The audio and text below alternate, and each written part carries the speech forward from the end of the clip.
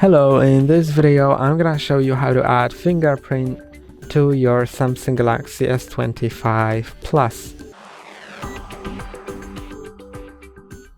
To add a fingerprint, go to the settings, then go to the security and privacy, lock screen, then enter your screen lock and go to fingerprints. Now click on continue, register and place your finger on the sensor, which is under the screen.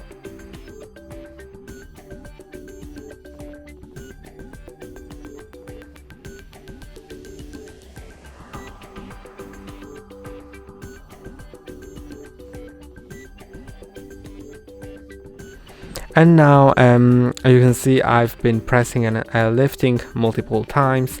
You need to move your finger by a bit between each scan so it scans the whole area of your finger.